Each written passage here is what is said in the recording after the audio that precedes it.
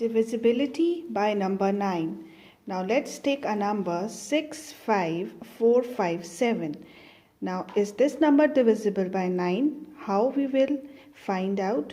We will just add the digits 6 plus 5 plus 4 plus 5 plus 7.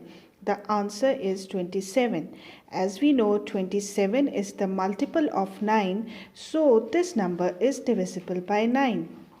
Now take another number 21161. Is this number divisible by 9? We will add the digits 2 plus 1 plus 1 plus 6 plus 1. The answer is 11. Now 11 is not the multiple of 9. So this number is not divisible by 9. Take another number 72270. Is this divisible by 9? We will add the digits 7 plus 2 plus 2 plus 7 plus 0 is equals to 18. Yes, it is multiple of 9. So this number is divisible by 9. 30191. We add the digits.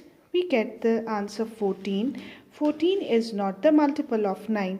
So this number is not divisible by 9.